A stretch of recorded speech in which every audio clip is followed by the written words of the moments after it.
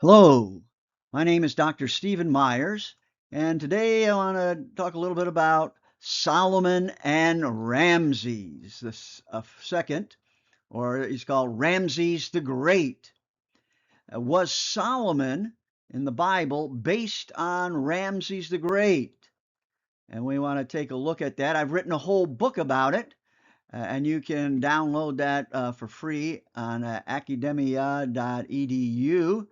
And I'll put links below so you can link to that if you want the different references that I refer to. So we want to take a little bit in-depth look at this and sort of the key things that I have in my book. Now on 1 Kings 4:21 it says, "And Solomon reigned over all kingdoms from the river," that's the river Euphrates, "unto the land of the Philistines, and unto the border of Egypt. And they brought presents and served Solomon all the days of his life."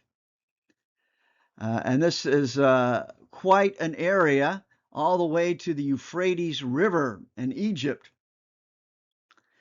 So he is said to have a great, huge kingdom, great wealth, great wisdom, and a great builder, and had many wives. Yet there is no trace of Solomon in any ancient texts or archaeological remains. And this is a big problem if you follow the strict biblical chronology that Solomon reigned around 971 to 931 BC. So we want to look at the archaeology here and see what we can come up with. Here I have a chart of this, his great military power, and this is all mostly in chapter 4, a number of these of 1 Kings. He had a great kingdom. There was great peace, and I should say Solomon means peace. And some think this may be more describing the period rather than the person. A great builder, the temple and other complex palaces, and also fortifying different cities. Great wealth, vast quantities of gold and tribute. Great wisdom, the Proverbs. And he had a great many wives, 700 wives and 300 concubines, according to 1 Kings 11, verse 3. So all the references down below there you can check out.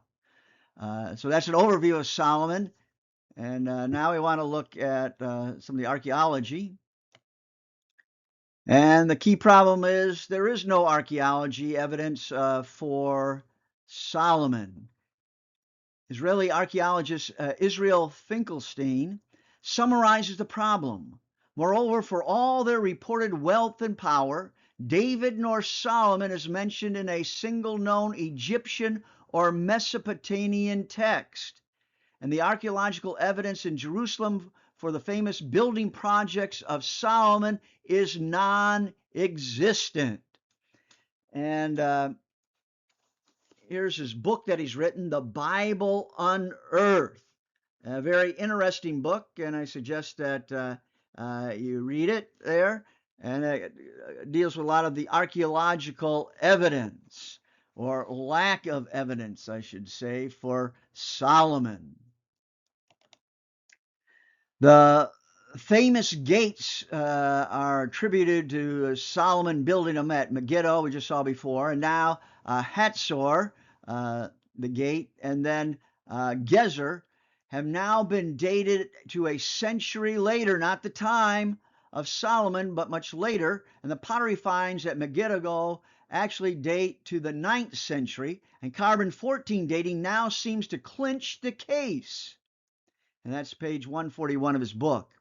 Even if we do assume they are Solomonic gates, there's still a problem of the Bible exaggerating his rule. Here's a picture of the supposed Solomonic gates at Gezer, which seems to date much later now.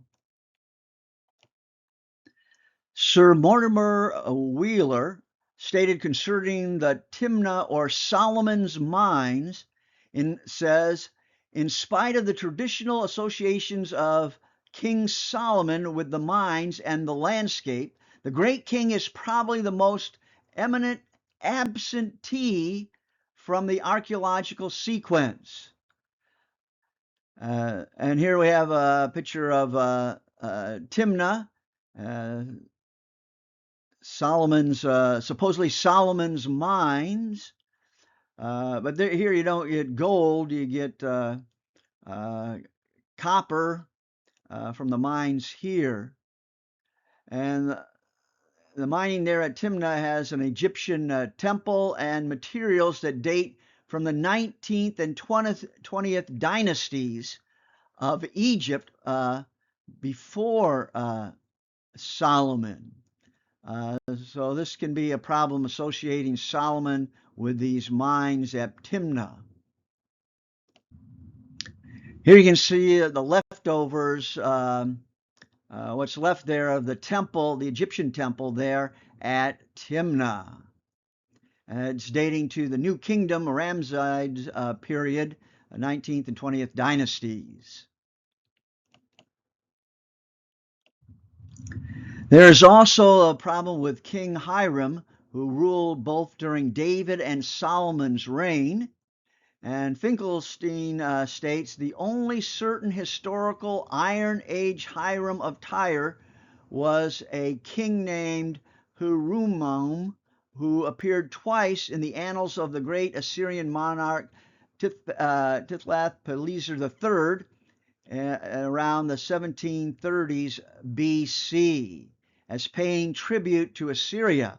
Other than that, there's no evidence of a King Hiram that's mentioned in the Bible that helped Solomon build the temple, supplying the materials for the temple.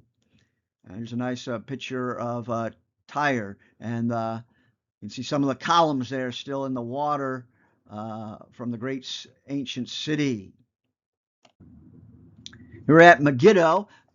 Peter James states that the Megiddo late Bronze Age stratum 7a has luxurious finds, finding gold and other things, but the stratum of 4 Iron Age 2a, which is Solomon's time supposedly, is devoid of any luxury. Not even a single gold item was found. So this is very disturbing. When I went to look back at the Hebrew Masoretic text and then also the Septuagint, the Greek version, there's some startling differences here. And it seems that the Masoretic text has made a number of expansions, trying to glorify Solomon even more. And in 1 Kings chapter 4, verse 20, in the red here on the left, it says, Judah and Israel were many, and it adds, as the sand which is by the sea in multitude. And then verse 21, all the kingdoms from the river Euphrates, unto the land of the Philistines, and unto the border of Egypt, was added later in the Masoretic text, because the Septuagint doesn't have these verses in it, and I was shocked to find that out.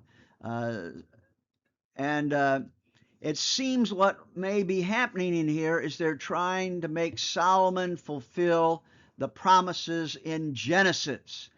And down there at the bottom in Genesis 15:18, and it says, to your offspring I have given this land, from the river of Egypt to the great river, the river Euphrates. So they think this was added to sort of show that this prophecy supposedly was fulfilled by Solomon. And then in Genesis chapter 22:17, I will surely bless you and make your offspring as the stars of heaven and as the sand which is on the seashore. So they think these additions to the Masoretic text is trying to fulfill these prophecies of Genesis. Here's another chart to look at this. Apparent editorial expansions by the Masoretic text. See there in the middle that the Septuagint doesn't have verses 20 and 21. They're missing. And the Septuagint, that's the LXX is the Septuagint, has a shorter account there in verses 22 to 24. And it seems like the Masoretic text has added these later that are now missing in the Septuagint, which seems to be an older, shorter version of 1 Kings. And then when you go to chapter 8, I don't think that's listed here, you find out that that's Solomon's address at the for the building of the temple, coronation, that it's much shorter in chapter 8 in the Septuagint. And we see that in the Masoretic text you have grand theological language, echoes of the Abrahamic promise, extreme territorial claims. And we can't prove anything that Solomon ruled all the way to the Euphrates River, let alone that he existed. And then the vast wealth that came in, and the idealized golden reign. And some of these things really fit Ramses II, Ramses the Great, a lot better. If we look at some of the ancient Egyptian kings, they claimed that their territory, their land extended to the Euphrates River in ancient times. Thutmose I claims this. Thutmose III, Amenhotep II, Seti I, Ramses II, and his famous battle there at Kadesh, trying to claim all this land of Syria. And it seems like it's taking what Egypt claims and claiming it for Solomon. We'll look at another very important key point is Egyptianization. There has been some debate as to the influence Egypt played in Canaan during the Ramses era. Did Egypt have direct control or indirect control of Canaan? And Carolyn Higginbotham has written a very interesting book entitled Egyptianization and Elite Emulation in the Ramses Palestine, written in 2000. She looks at the textual and archaeological evidence to show that there were 5 main Egyptian centers in Canaan. And one at Beth Shean, we have a picture of it on the left here. This is at the very top there. You have to walk way around to get way to the top here, but it's worth the trip to the top to see this. And then there's one at Deir el-Balha, Gaza, Jaffa, and Timnah that fit the direct rule model. Quoting her, Egypt maintained a limited presence in the form of imperial centers staffed by a small number of soldiers and administrators. Alongside these centers were city-states who were ruled by vassal princes who Egyptianized themselves to various degrees. There was no evidence of resident governors, but circuit officers traveled around Canaan to collect taxes and gather intelligence, and maybe even settle disputes among vassals. Vassals' princes would rule over their city-states on behalf of the pharaoh. And what they would do, I think you especially see this in Thutmose III, that they would bring the children of the vassal princes or kings from these city-states and bring them to Egypt and train them there in Egypt so they could go back and rule in their city-state. This is also a form that if the city-state king didn't obey the prince, he had his children down in Egypt, raising them and training them as leverage over the city-states. Another interesting note is that from the time of Thutmose III, Asiatic princelings were raised and educated in the Nile Valley. Upon their return, they might well have introduced provincial Egyptian culture as a symbol of their elite status and their legitimization of their authority. It may be that David was raised in the royal court of Egypt to play the harp, and this would help explain the differences in the two stories of David, one where he plays the harp for Saul and is known by Saul, and the other where he is unknown shepherd boy. Psalm 2 also may reflect Egyptian kingship, and Solomon's coronation is very similar to what the Egyptians did at coronation. And here you can see one of the colorized drawings here. Even in other parts of the Bible, one can see the influence of Egypt. The story of Joseph in Genesis is very similar to the Egyptian story of the tale of two brothers. Psalm 104 is very similar to the Egyptian hymn of Aten. A number of proverbs, especially in chapters 22 and 23, are very similar to the instructions of Amen-Moab, one of the kings there of Egypt, and his instructions to his son. And for a good book on the parallels with Egypt, see Ancient Egypt and the Old Testament by John Currid. Dates to 1997 when he wrote that. And then there's also the Atrahasis story that has Genesis story and a flood story, very similar to the first 11 chapters of Genesis. That these stories, you have the Sumerian flood story and also the Epic of Gilgamesh or Gilgamesh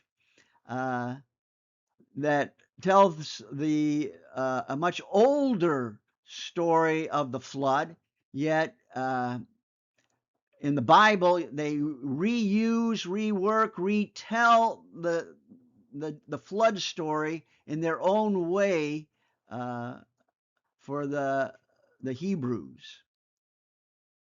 So the influence of Egypt can be seen throughout the Old Testament. I want to compare Solomon and see if it's like Ramses II, Ramses the Great. Most of the stories about Solomon seem to be distant memories that best fit the times of Ramses the Great. The name Solomon means peace. No other time was there such great peace than the time of Ramses II, who signed an historic peace treaty with the Hittites. Solomon seems to be a name that was given to him to describe the period of peace. Solomon's real name, given by God in 2 Samuel 12:25, was Jedediah, which means beloved of Adonai. David also means beloved. It does seem odd that they are both called beloved. Ramses' epitaph is beloved of Amun. It may be that Ramses the Great was the Solomon of the Bible. Ramses' son who ruled after him is called Merneptah, which means beloved of Ptah. Ptah was the creator god. Later Jewish writers would likely just leave off the god's name and replace it with Adonai. And here we see some more comparisons. They both had a great military power. They had great kingdoms stretching to the Euphrates River. Of course, that's doubtful that we can prove Solomon did that, but it seems like it may be referring to and emulating Ramses the Great. Great peace. No other time in history was there so much peace than at times of Ramses II, and this may be the time of Solomon. And then building a temple, and also Ramses building magnificent temples, and also one at Jerusalem that we'll look at a little bit later. Vast, great wealth, and a lot of that wealth came from Ophir for Solomon, and Punt, voyages to Punt for Ramses II. We'll look at those two might be the same area, referring to the same country. Then highly educated and skilled, Solomon writing many proverbs similar to the ones you find in Egypt. And they had a lot of wives. We can also look at David and Ramses II. And also, I should put in here Seti I, because a lot of what Seti I in his territorial expansion and under Ramses' influence, possibly David was involved with this as well, because a lot of these places, these military victories, are some of the same places David claims victory at, and the use of chariots, strategic forts, royal reputation, monumental legacies, dynasty stability. These are all similarities between Ramses II and Seti I with David. And so it may be some interesting parallels there that David was during this time. Here we have on the left the famous basalt triumphal stela of Ramses II that was excavated at Beth Shean. And if you go to the top there of Beth Shean, there's I believe, a replica of this triumphal stela there at the very top. But this one, it's now in the Penn Museum there in Philadelphia. And it's well worth going to see the museum there. In 2 Samuel 8, verse 3, it states, David smote also Hadazerah, the son of Rehob, king of Zobar, as he went to recover his border at the river Euphrates.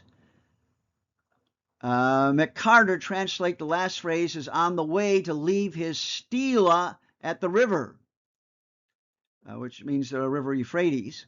The Hebrew word for stela is yad, which normally means hand, but a certain context it can mean stela or monument, as in 1 Samuel 15:12 and 2 Samuel 18:18. Thutmose III boasts that he erected a stela on the banks of the Euphrates River. According to 2 Samuel 8:13, David made a name for himself. This phrase is translated by McCarter as David built a monument when he returned from his defeat of the Arameans. And this could be the triumphal stela erected by Ramses at Beth Shemesh. Because it seems like David erected a monument, and it could be it's referring to the monument that they found there at Beth Shean. And look to McCarter for more information on that. Now, I want to look at something very interesting that they may have found an Egyptian temple, Egyptian palace, and other things at Jerusalem. And École biblique et archéologie française de Jerusalem, commonly known as École biblique, is a French academic establishment in Jerusalem specializing in archaeology and biblical exegesis. It's housed in the Saint Etienne Priory, which is St. Stephen's, there in Jerusalem. Now, if you go to the garden tomb there above the north gate there, and just I guess about 3 or 4 football fields further on from the garden tomb there is this monastery, and they excavated it here, and they found some very interesting items that may be an Egyptian temple. During the 19th century excavations on the property of the monastery there, archaeologists discovered a fragment of an Egyptian stela inscribed with hieroglyphics. There's references to Egyptian deities, including Osiris and possibly Seth, additional Egyptian objects dating to the New Kingdom period. And based on these finds, Israeli archaeologist Grabriel Barkay published a study entitled "A Late Bronze Age Egyptian Temple in Jerusalem?" In the article, Barkay argues that the Egyptian cultic remains were significant enough to suggest the possibility of an Egyptian shrine or temple at the site during the period of the Egyptian rule over Canaan in the late Bronze Age. And you can also see in Biblical Archaeology Review an article, "What's an Egyptian Temple Doing in Jerusalem?" And it may be that I wonder if this has anything to do with the Temple of Solomon or Ramses there, and then attributed to Solomon there. And this pillar is an Egyptian pillar that you can see in the garden tomb there. There may be others there that may be part of this Egyptian complex there, just north of the Jerusalem gate.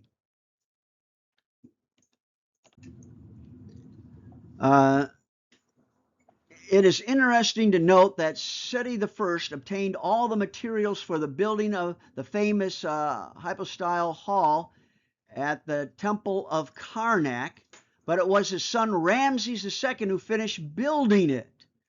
Just like David got all the materials together so Solomon could build the temple. Could this be the great Temple of Solomon at Karnak? Maybe these stories about Solomon the Great were borrowed or an inspiration behind the story of Solomon's temple. And if you ever get a chance, go to Karnak and see this huge temple complex. And a lot of it relates to the Bible.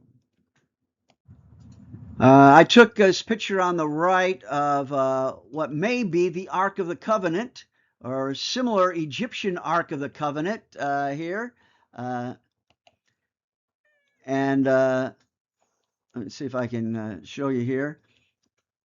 Here we have the winged cherubim on each side, and then in the middle is a statue. Of course, the one on the Ark of the Covenant, there is nothing there in the middle, but in ancient Egypt, there would be a statue of the god or a statue of like Ramses there for protection. And then you have the box. I don't know if this includes the whole like box-like ark there. And I'm not sure what's missing up here, but very similar to the Ark of the Covenant in the Bible. The Ark of the Covenant was carried into battle just like Thutmose III carried the bark of Amun-Ra into the Battle of Megiddo.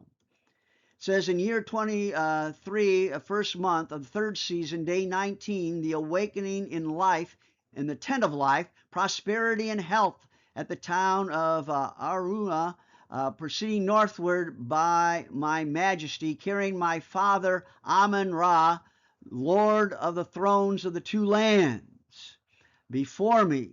So he's carrying this ark before him into battle. This is also seen with Ramses III at the Medinet Habu mortuary temple of Ramses III. And if you get a chance, that's worth seeing as well. And Scott Noagel states, the Israelite concept of the ark probably originated under Egyptian influence in the late Bronze Age. The Egyptian sacred bark is the best parallel to the Ark of the Covenant. Here on the right, we have the Turin Papyrus map, which is also known as the Gold Mine Papyrus, dating to about 1150 to 1155 BC, and is considered one of the earliest known geographical maps, and it shows the Wadi Hammamat in the eastern desert of Egypt, and it's the road here to follow to get to the gold mines. And I think this is what made Solomon so rich, is being able to mine all this gold from the eastern desert. And it says here in year 3 of the first month of winter, day 4, it'd be December 1277 BC, under the majesty of Ramses II, there is much gold in the desert of Akuyata, but the road to it is extremely difficult because of the water. Every precious king has wanted to open up a well there, but they had no success. Water appeared in it, in the well at 12 cubits, 18, which is 18 feet, there being 4 cubits deep in them of water. And that's from K.A. Kitchen translation of it.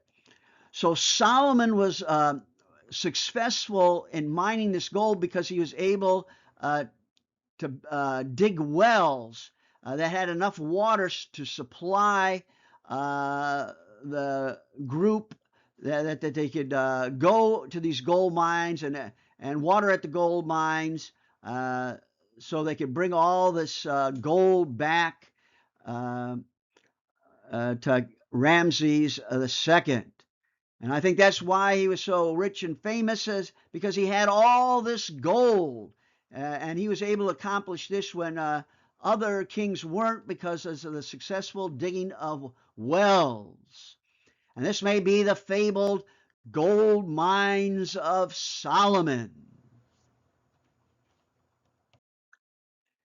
There's also famous voyages of Ramses II and Queen Hatshepsut on her mortuary temple has pictures of it, voyage to Punt. But in case of Solomon, at Elian Gibber, there's voyages to Ophir, which I think also refers to Punt voyages mentioned by Ramses II and Hatshepsut and others.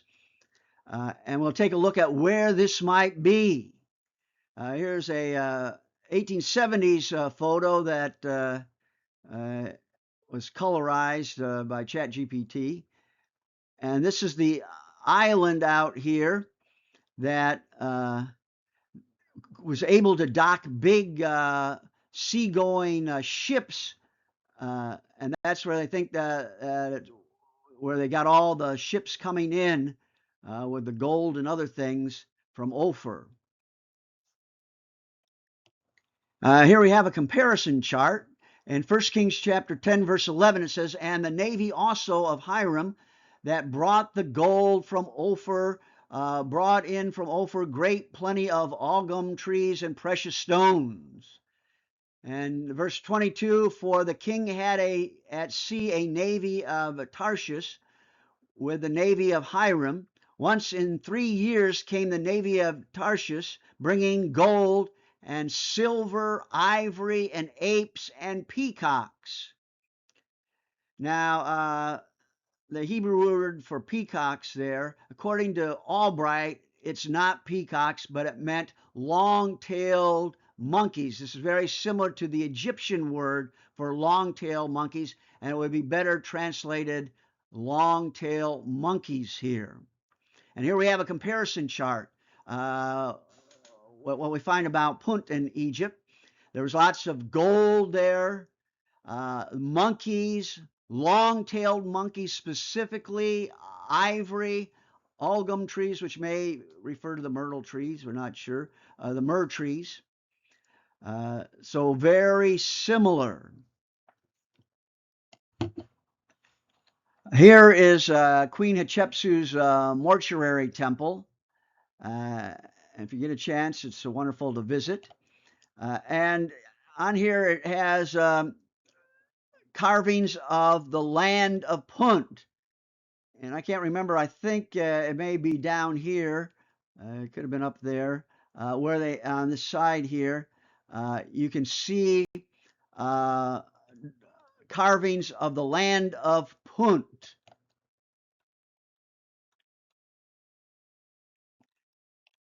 And here in her temple here, you can see the land of Punt. Here we have the queen of Punt right here. And then over here, they're bringing back these small trees of myrrh so they could be planted there. And I have a picture of it, but I didn't put it up there. You can see the leftover root system, the nubs of these trees there at the mortuary temple of Hatshepsut. And so they could have the myrrh. Was very important for sacrifices in the temple to have this myrrh. So they wanted to have the trees there themselves so you could have continual myrrh to offer incense in the temples there in Egypt.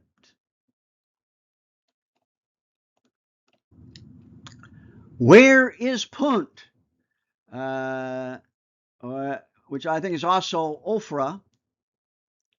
A DNA study was done on baboons mummified in Egypt that came specifically from Punt. The DNA evidence points to Ethiopia and Eritrea. This DNA evidence seems to clinch the case for Africa near Ethiopia and Eritrea for the land of Punt. And so it would be the area down here, we don't know specifically, but this area down here, because that's where you could get all these monkeys and baboons, gold, and other things from this area down here. Now, the Bible tells us that Solomon had many wives, and so did Ramses II.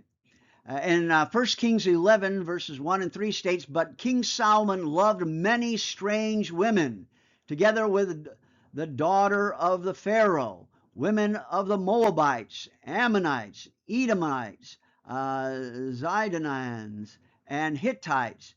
And he had several hundred wives, princesses, 300 concubines, and his wives turned away his heart. I should say that was 700 wives. And a lot of these marriages are sort of like contracts with other nations. You would marry a princess from another nation like the Hittites to establish a peace treaty. And the same with Ramses II, also had over 200 wives and concubines, 8 great wives, 96 sons, and at least 53 daughters. Ramses II most favored wife was Nefertari. I think that's her on the right, who has the most beautiful tomb in all of Egypt. She had at least 8 children. His next favorite wife was Insofet, who had 6 children. Insofet's eldest daughter was named Bit Anoth. This information comes from the temple of Abu Simbel. So they both had many wives, and this could another parallel. 1 Kings 3, verse 1 says, "And Solomon made affinity with Pharaoh, king of Egypt, and took Pharaoh's daughter and brought her to the city of David." Solomon married a princess from Egypt. A daughter of Pharaoh was never given to a foreign ruler, but if Solomon refers to Ramses II as one of his sons, this would make sense, since a marriage of an Egyptian princess to a foreign potentate was unthinkable in the New Kingdom or Empire period. This is according to Kitchen, page 282. In the words of Amenhotep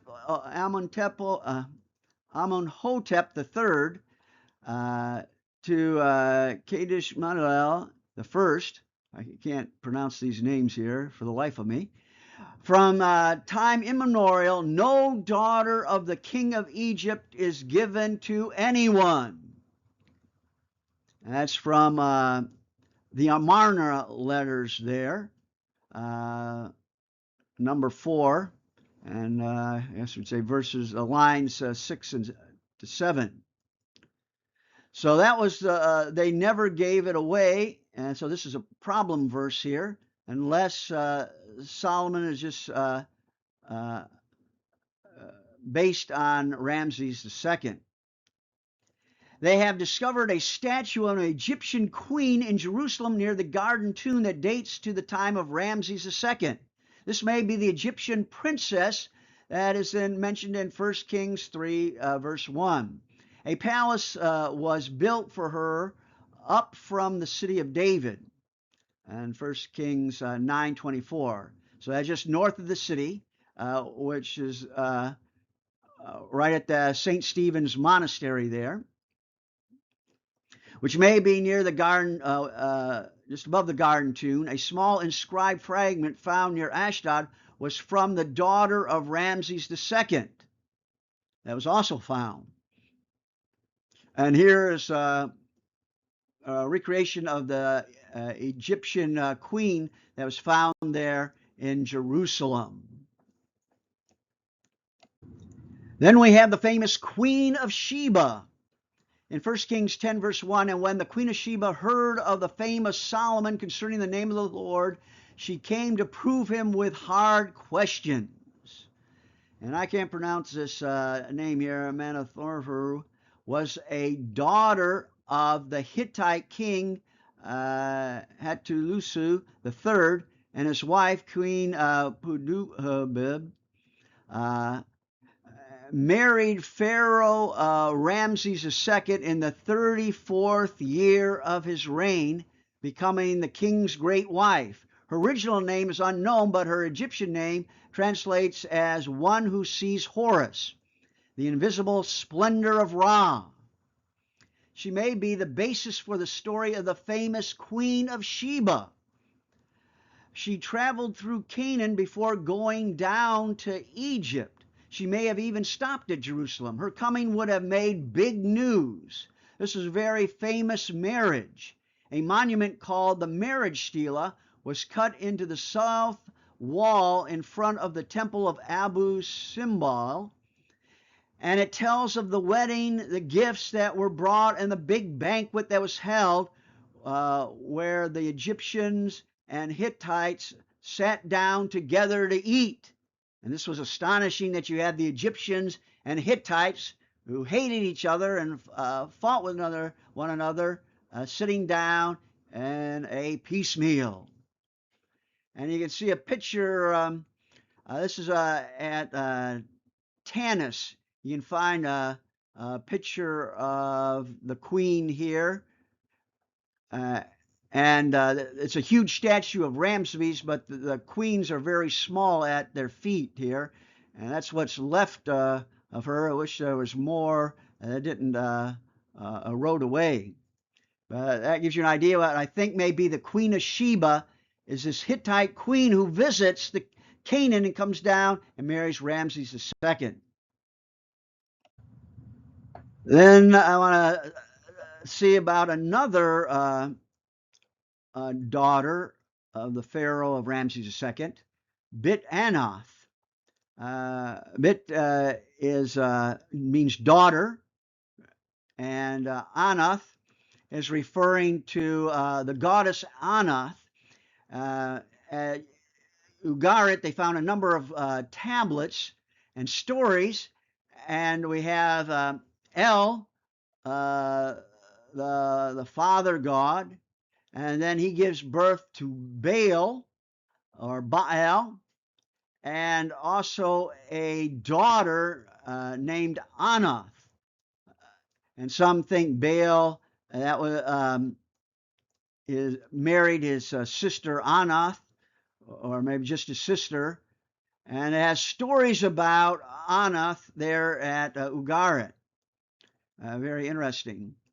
And here we have Bit Anath is given the special title female heiress, which means that she's the firstborn daughter of Ramses II. Her name always appears first in the list of daughters of Ramses II. There's no other written record of a daughter given this name in Egypt. Bit Anath means daughter of Anath. Anath was the Canaanite goddess who was one of the consorts of Baal, her brother. And Ramses II named her after Anath, probably because he worshipped the Canaanite goddess Anath. And it may be that Ramses II was actually a Canaanite. And there's other parallels I give in my book that are very interesting that I won't have time to go into. Egyptians may have thought that his heart was turned away from following the traditional god of Amun-Re, just as the wives of Solomon turned his heart away from the Lord. Her younger brother, Merneptah, succeeded Ramses II as pharaoh. Ramses II made his daughter Ben Anath his great royal wife. Then, after Ramses dies, Merneptah marries her, or he may have married Ben Anath's daughter. We're not positive on that. And this is a picture of her at Karnak. And notice she just comes up to the knees. This is Ramses II, huge statue. And she just comes up to his knees there. The queens are always shown much smaller. But that's what she looked like. Buried in the genealogies of Chronicles, there's a rare, unexpected gem that says, and these are the sons of Bethuel, the daughter of Pharaoh, which Mered took. And that's in 1 Chronicles 4:18. This is an amazing statement that Mered was able to marry a daughter of Pharaoh. But is the only daughter of Pharaoh who has a name that is mentioned in the Bible. Bit Anath means daughter of Adonai. This is most likely referring to Bit Anath, the daughter of Ramses II, since no other daughter in Egyptian records is given this name. Scribes probably changed the goddess Anath ending to Adonai. It may be that Mered is Egyptian and is the shortened form of Merneptah, which means beloved of Ptah. Ptah was the creator god. If the scribe dropped the divine name at the end, one is left just with Mered. There are 3 known cases of this happening in the Hebrew Bible.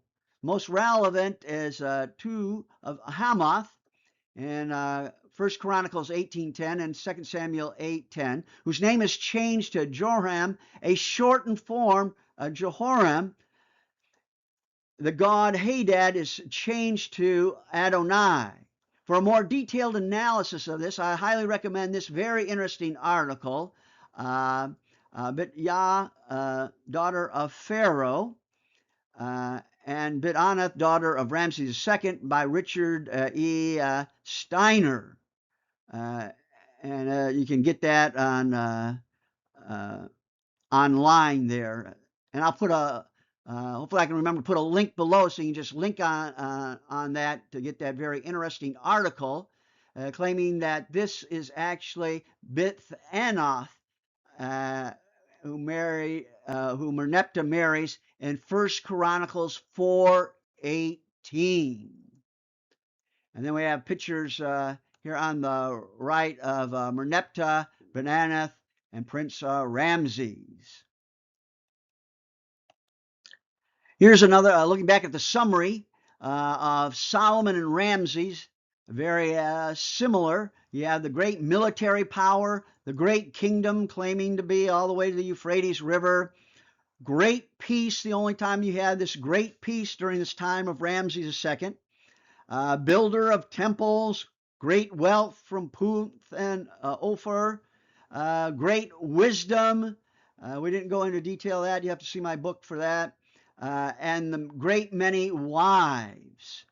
And so I think Solomon, meaning peace, probably referring to the great time of peace, is actually referring to Ramses II, or drawing on the story of Ramses II and borrowing it, retelling it by Hebrew scribes. In conclusion, the stories of Ramses' era, and Ramses the Great in particular, seem to be borrowed and then reshaped into the biblical stories of the greatness of David and Solomon. It may be that the people of Jerusalem and the surrounding area viewed Ramses II as their great king.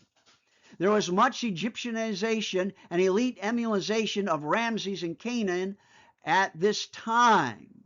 And you can see Carolyn Higginbotham's book, very important book. It's online. You can download it, I think, for free online, and hopefully I can put a link to that below.